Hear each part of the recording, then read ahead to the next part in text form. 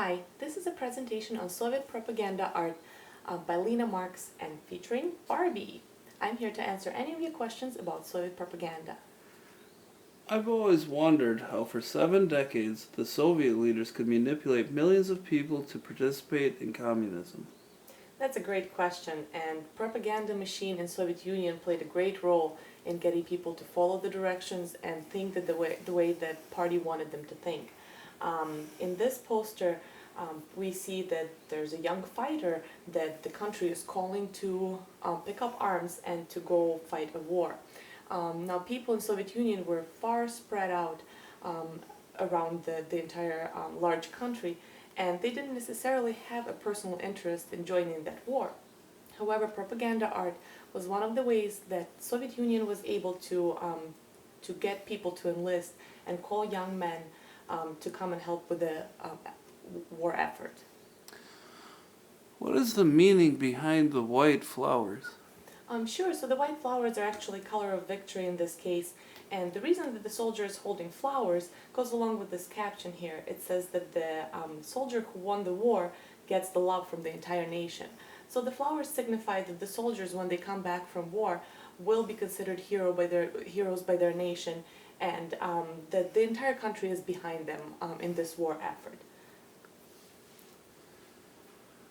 But how did they convince women to do their part and support these wars when they may not have lived in Russia, but in one of the 15 republics from Belarus to Kazakhstan? Great question. Women, of course, was a large segment of the population that needed to also be convinced to participate in the war. In this case, you see a poster that was popular in Ukraine. Could you tell me what colors do you see that dominate this poster? I see blue and yellow. That's right. Those are the colors of Ukrainian flag. So you can tell that this poster was made already with Ukrainians in mind, and they had to personalize it in order to fit the population that will be viewing it. In this poster, the party is trying to convince the women to give a hand to the men and take over the jobs on the fields and in the factories while men go to fight war. It's also curious that they're using the Ukrainian cross-stitch shirt, which is something that's very national for Ukrainians, and the party is not above using it because that would be something that would make this poster a lot more relatable to the Ukrainian audience, even though they may not have been interested in participating in the war. And what is the meaning of the Ukrainian flag? The Ukrainian flag actually represents the sky that is blue and the wheat field that is yellow. In this case, the creator of the poster plays that up perfectly by putting the entire scene onto the field and reminding women that there's job to be done in the fields, and while men are at war, that's their job to do. How did the Communist Party ensure that the new generation did not rebel against the Soviet regime? Child propaganda was actually very popular in Soviet Union.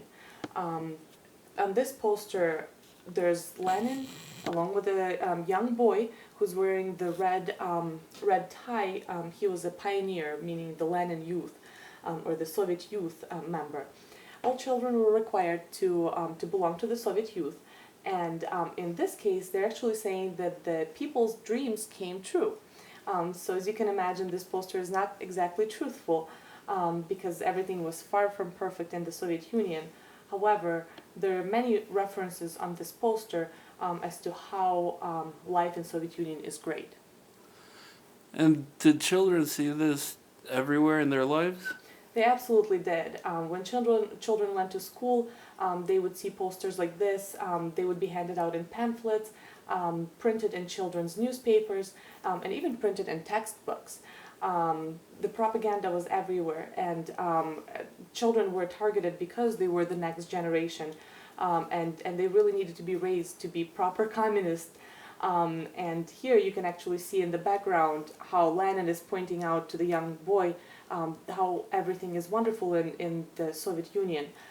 There are electro stations pumping electricity, giving electricity to the nation, and there's a great fleet that's being built. But he also makes a reference to the struggles of the people and the revolution that made this all happen. In this case, it's a picture of the people that are fighting for their freedom. So this poster is both reminiscent of the struggles that the country had to go through, and also is giving a subtle hint to how everything is wonderful in Soviet Union at that time. I suspect many people were still considering if life outside the USSR might be better than the posters describe.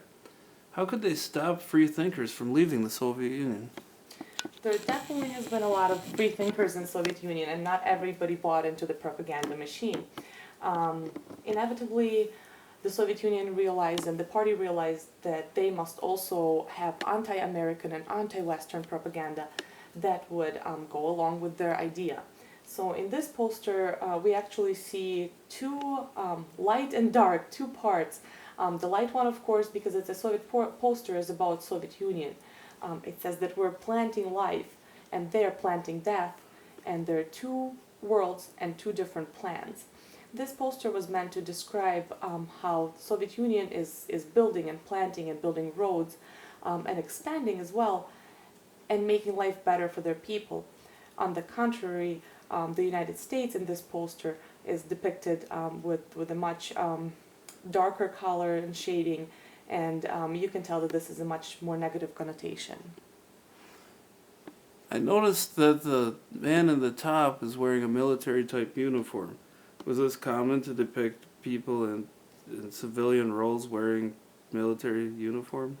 Absolutely. Actually, everybody in the Soviet Union, or all able-bodied men, were expected to be soldiers if the duty called.